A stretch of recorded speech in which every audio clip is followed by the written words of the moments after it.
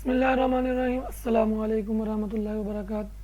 میں امید کرتا ہوں کہ آپ سب لوگ ٹھیک ہوں گے اور بہت ہی اچھے کاموں میں خوب اچھے سے مصروف ہوں گے. تو جی آج میں آپ لوگوں کے ساتھ حاضر ہوں ایک نئی کتاب کے ساتھ، اور یہ وہ کتاب ہے جو مجھے ذاتی طور پہ بہت ہی زیادہ پسند آئی. جب میں نے اس کی پہلی اسٹوری جب میں نے ریڈ کی تو مجھے یہ اتنی پسند آئی کہ میں نے اسی وقت یہ تہیہ کر لیا کہ جب بھی مجھے زندگی میں کبھی موقع ملا کسی کو یہ کتاب دینے کا یا اس کو آگے پروموٹ کرنے کا، تو سب سے پہلے میں یہ والی کتاب جو ہے وہ پروموٹ کروں گا.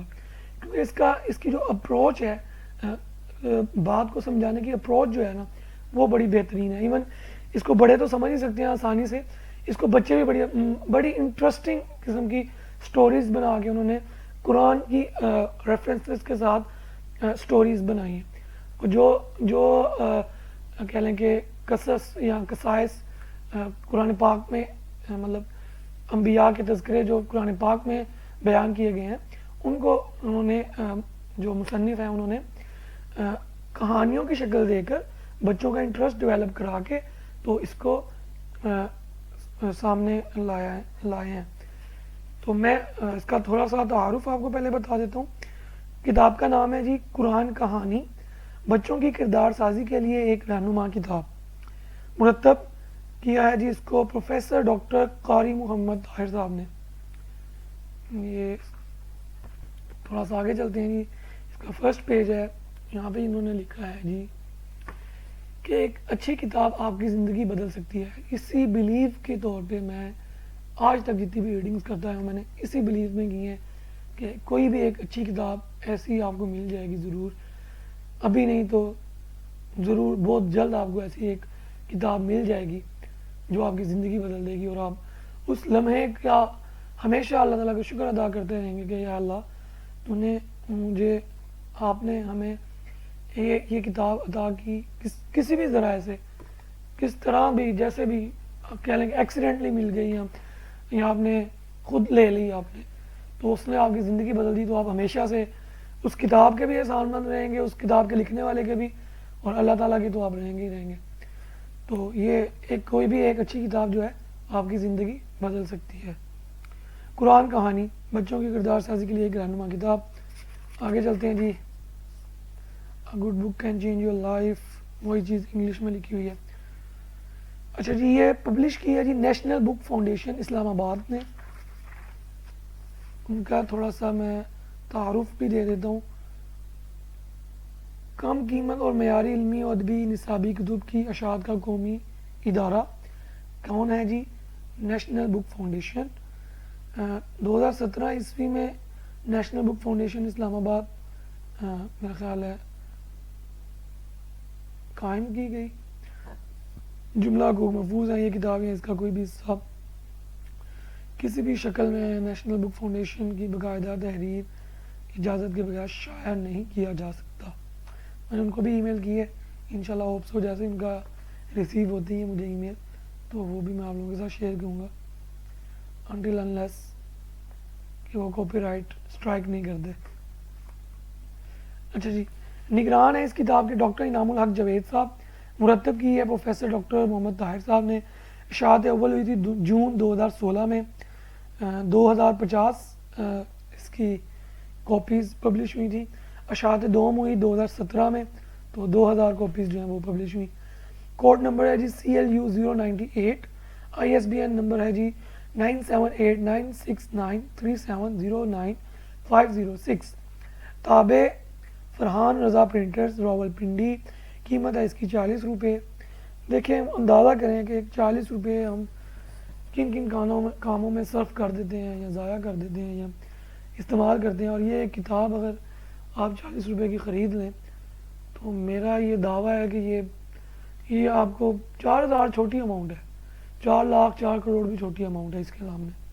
جو چیز اس نے آپ کو دے دینی ہے، آپ کو نہیں اندازہ ہے کہ قرآن پاک میں کیا کیا کچھ بیان ہوا ہے.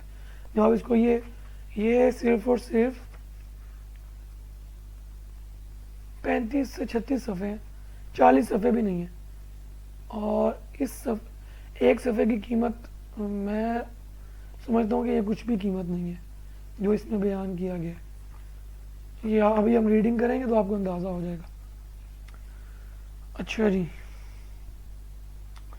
نیشنل بک فاؤنڈیشن کے مطبوعات کے بارے میں مزید معلومات کے لیے رابطہ کریں. ویب سائٹ ہے جی www.nbf.org.pk یا فون نمبر +925192611125.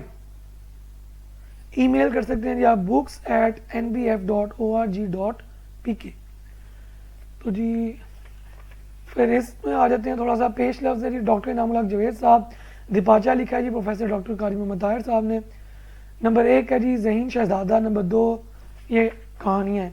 پہلے نمبر پہ ہے ذہین شہزادہ، اس کے بعد آتا ہے 2 بہنیں. نمبر 3 ظالم بادشاہ. نمبر 4 بولتا درخت. نمبر 5 بندروں کی کہانی. نمبر 6 بابا جی کے 4 کبوتر. نمبر 7 بڑے دادا ابو. نمبر 8 تالوت جالوت. نمبر 9 ابراہا کے ہاتھی. جی تو اتنی سی اس کی فہرست ہے جی. تو یہ میں کلپ یہاں پہ اینڈ کرتا ہوں. یہ اس کا تعارف ہو گیا اور اب ہم چلتے ہیں آگے. پیش لفظ میرا خیال اس کے تعارف میں دیپاچہ اور پیش لفظ بھی ایڈ ہونا چاہیے. تو میں یہاں سے ریڈ کرنا سٹارٹ کرتا ہوں.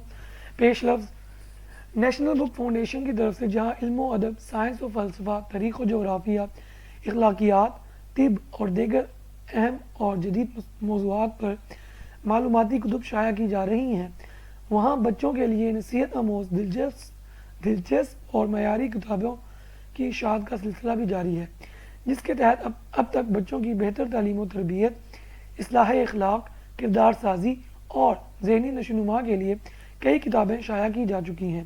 کوشش کی جاتی ہے کہ بچوں کے ذوق اور ان کی نفسیات کو مد نظر رکھتے ہوئے کتابوں کی اشاعت کی جائے. قرآن کہانی اسی نوعیت کی ایک اہم کتاب ہے جو قرآن کریم میں موجود 9 واقعات کا مجموعہ ہے، جسے پروفیسر ڈاکٹر محمد طاہر نے آسان کہانیوں کی صورت میں پیش کیا ہے.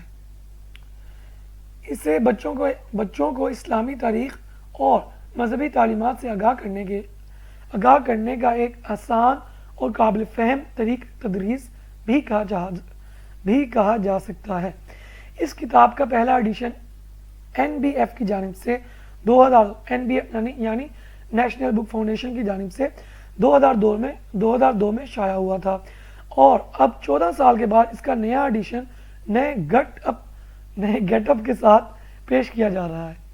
نمبر 2 اس کتاب کا پچھلا ایڈیشن جون 2016 میں شائع ہوا تھا. 1 سال کی مدت میں کسی کتاب کے 2000 نسخوں کا نکل جانا اس بات کا بین ثبوت ہے کہ کتاب کلچر اور عادات مطالعہ کے فروغ کے سلسلے میں NBF کی کاوشیں کامیابی سے ہمکنار ہو رہی ہیں. امید ہے بچوں کے علاوہ عام قارئین اس ایڈیشن کو بھی پذیرائی بخشیں گے. بسم اللہ الرحمن الرحیم. دیباچہ نامعلوم کو معلوم کرنا انسان کی سرشت میں شامل ہے. انسان کی اسی سرشت نے بہت سے علوم ایجاد کیے. یہی سرشت انسان کو چاند پر لے گئی اور اب تسخیر مریخ پر مجبور کر رہی ہے. نادان بچے بھی اپنی سرشت کی تسکین چاہتے ہیں. ان کے اندر یہ جذبہ فطرت ودیت کیا ہے کہ وہ جانیں اور مسلسل جانتے چلے جائیں. یہی جذبہ انہیں کبھی نانی اماں اور کبھی دادی اماں کی گود میں لے جاتا ہے اور مجبور کرتا ہے دادی اماں لمبی لمبی کہانیاں سنائیں. دادی اماں یا نانی اماں نے بچے کی تسکین کے لیے بھوت پریت چڑیل اور جنات پر مبنی قصوں کا سہارا لیا جن کی بنیاد جھوٹ تھی.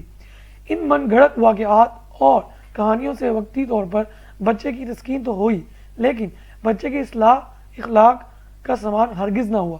البتہ یہ قصے کہانیاں بچے کے اندر توہمات کی ایک وسیع دنیا آباد کر گئے، جن کی وجہ سے بچہ خوف کی دنیا میں رہنے لگا اور اندھیرے اور سائے سے بھی ڈرا. قرآن مجید کتاب ہدایت ہے. اس کتاب میں بیان شدہ واقعات بھی سچے ہیں. ان واقعات کے بیان کا مقصد اصلاح اخلاق اور اصلاح عقائد و اعمال ہے. قرآن ہی کے الفاظ ہیں قد بینا لکم الآیات لعلکم تعقلون. ہم نے یہ نشانیاں اس لیے بیان کی ہیں تاکہ تمہیں عقل آئے. اس حوالے سے قرآن مجید میں ذکر شدہ واقعات کو کہانی کی شکل دے کر بیان کرنے میں دوہرا فائدہ ہے، ایک تسکین شوق، دوسرے قرآن فہمی۔ اسی داعیہ کے پیش نظر قرآن مجید میں مذکورہ چند واقعات کو کہانیوں کے اندر میں بیان کیا گیا ہے۔ اس مجموعے کا نام ہم نے قرآن کہانی رکھا ہے۔ ہمیں اپنے مقصد میں کامیابی ہوئی ہے یا نہیں، منصف اہل علم اور اہل فہم ہے، فیصلہ ہمارے حق میں ہو تو حوصلہ دیں تاکہ یہ کام پائے تکمیل کو پہنچے، فیصلہ ہمارے خلاف جائے تو اصلاح فرمائیں۔ عزیزم اعجاز حسین وقار میرے شکریہ کے مستحق ہیں، جن کی تحریک پر یہ کام روبہ عمل آیا۔ وما توفیقی الا باللہ۔ پروفیسر ڈاکٹر قاری محمد طاہر، شعبہ علوم اسلامیہ، گورنمنٹ کالج فیصل آباد، مدیر ماہنامہ التجوید، 12W8 مدینہ ٹاؤن، فیصل آباد۔ جی تو یہاں پہ اس کا تعارف ختم کرتے ہیں جی اس کتاب کا۔ اللہ حافظ، ملتے ہیں آپ کو اگلے کلپ میں۔ تھینک یو جی، اللہ حافظ۔